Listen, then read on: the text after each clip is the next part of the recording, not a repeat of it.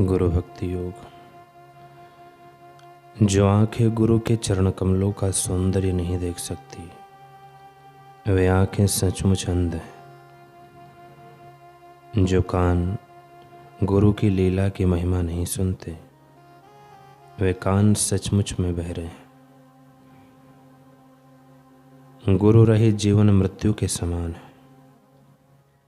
गुरु कृपा के संपत्ति जैसा और कोई खजाना नहीं है। आध्यात्मिक गुरु जैसा और कोई मित्र नहीं है। गुरु के चरण कमल जैसा और कोई आश्रय नहीं है। सदैव गुरु की रट लगाओ, श्रद्धा भक्ति और तत्परता के फूलों से गुरु की पूजा करो। ईश्वर कृपा गुरु का स्वरूप धारण करती है।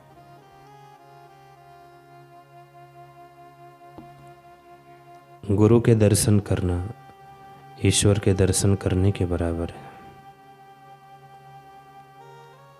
जिसने सद्गुरु के दर्शन नहीं किए, वह मनुष्य अंधा ही है। धर्म केवल एक ही है और वह है गुरु के प्रति भक्ति एवं प्रेम का धर्म।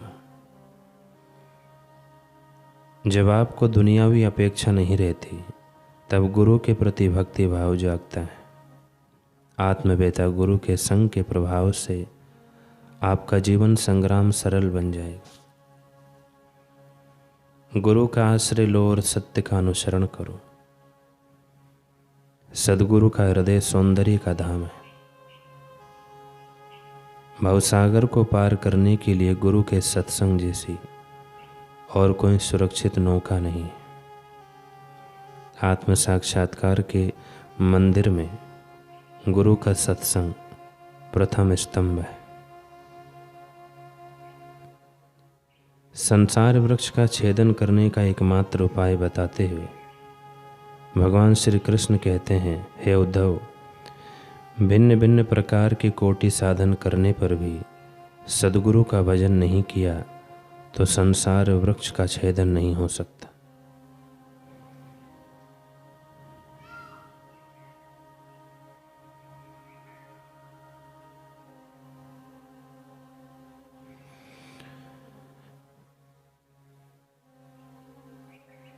जैसे शूरवीरों की शक्ति शत्रु का नाश करने वाली होती है, वैसे ही संसार वृक्ष का विनाश करने वाली केवल एक गुरु की भक्ति ही है। पापों का नाश करने में जैसे गंगा जल समर्थ है, वैसे ही गुरु भक्ति ही संसार भय को भस्म करती है। यह निश्चय पूर्वक ध्यान में रखें। मरते समय अगर अमृत पान कराया जाए तो मृत्यु का ही मरण हो जाता है। ऐसे ही गुरु भजन करने से जन्म मरण की ही मृत्यु हो जाती है।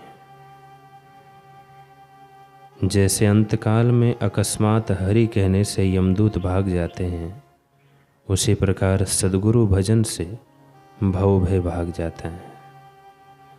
अंतःकरण के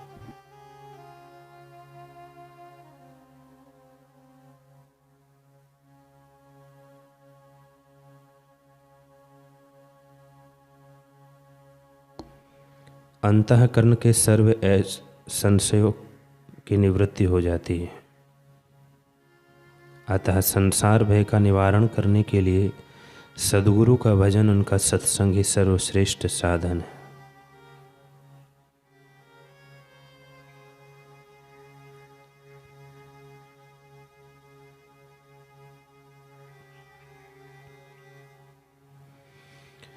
इस संसार में जो कुछ भी देखा सुना जाता है, उसके बाहर भीतर सर्वत्र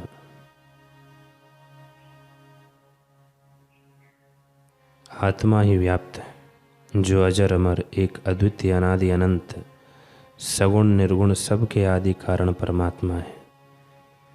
उन्हीं की शरण लो। जो मनुष्य अपना हित चाहता हो, वह सदा सद्गुरु के श्रीमुख से भगवान के स्वरूप ज्ञान का श्रवण मनन, स्तुति, सेवा और गुरु पूजन आदि के द्वारा सर्वदा ब्रह्म स्वरूप की आराधना करे।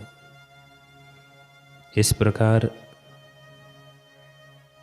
करने से वह इस भवसागर से पार हो जाएगा।